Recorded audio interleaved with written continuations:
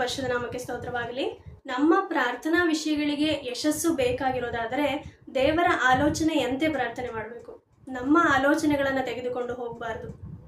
ನಮ್ಮ ಬೇಡಿಕೆಗಳು ಇವತ್ತಿನ ದಿವಸದಲ್ಲಿ ಹೇಗಿದೆ ಅನ್ನೋದಾದರೆ, ದೇವರು ನಮ್ಮ ಪ್ರಾರ್ಥನೆಯನ್ನು ಕೇಳ್ತಾ ಇಲ್ವಾ ಅಥವಾ ದೇವರು ನಮ್ಮ ಪರಿಸ್ಥಿತಿಗಳನ್ನು ಬದಲಾಯಿಸೋದಿಲ್ವಾ ಎಂಬುದಾಗಿರ್ತದೆ. ಇನ್ನು ನಾವು ಪ್ರಾರ್ಥನೆ ಹೇಗೆ ಮಾಡ್ತೇವೆ ಅನ್ನೋದಾದರೆ, ದೇವರಿಗೆ ನಮ್ಮ ಬಗ್ಗೆ ಗೊತ್ತೇ ಇಲ್ವೇನೋ, ದೇವರಿಗೆ ನಮ್ಮ ವಿಷಯದಲ್ಲಿ ಏನೋ ಗೊತ್ತಿಲ್ವೇನೋ ಎಂಬುದಾಗಿ ನಾವು ಪ್ರಾರ್ಥನೆ ಮಾಡ್ತೇವೆ ಪ್ರಿಯರೇ.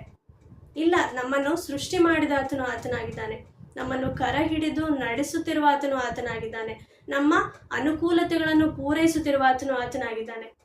ಯೆರೆಮೀಯ ಪುಸ್ತಕದಲ್ಲಿ 29ನೇ ಅಧ್ಯಾಯ 11ನೇ ವಚನದಲ್ಲಿ ನಾವು ಹೀಗೆ ನೋಡ್ತೇವೆ ಪ್ರಿಯರೇ, ನಾನು ನಿಮ್ಮ ಕುರಿತಾಗಿ ಮಾಡಿಕೊಂಡಿರುವಂಥ ಆಲೋಚನೆಗಳನ್ನು ನಾನು ಬಲ್ಲೆನು, ಅವು ಅಹಿತದ ಯೋಚನೆಗಳಲ್ಲ, ಹಿತದ ಯೋಚನೆಗಳೇ ಎಂಬುದಾಗಿ ಬರೆಯಲ್ಪಟ್ಟಿದೆ.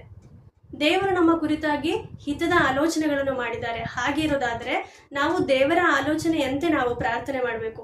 ನಾವು ಯಾವ ವಿಷಯದಲ್ಲೂ ಸಹ ಕುಗ್ಗಿ ಹೋಗದೆ ಪ್ರಿಯರೇ, ನಾವು ಏನು ಮಾಡಬೇಕು? ದೇವರ ಆಲೋಚನೆಯಂತೆ ಪ್ರಾರ್ಥನೆ ಮಾಡಬೇಕು. ನಾವು ರೋಮಾಪುರದವರಿಗೆ 8ನೇ ಅಧ್ಯಾಯ 28ನೇ ವಚನದಲ್ಲಿ ನಾವು ಹೀಗೆ ನೋಡ್ತೇವೆ ಪ್ರಿಯರೇ, ದೇವರ ಸಂಕಲ್ಪದ ಮೇರೆಗೆ ಕರೆಯಲ್ಪಟ್ಟು ಆತನನ್ನು ಪ್ರೀತಿಸುವವರ ಹಿತಕ್ಕಾಗಿ ಎಲ್ಲ ಕಾರ್ಯಗಳು ಅನುಕೂಲವಾಗುತ್ತದೆ ಎಂಬುದಾಗಿ ನಾವು ಕೇಳಿದೆವಲ್ವಾ.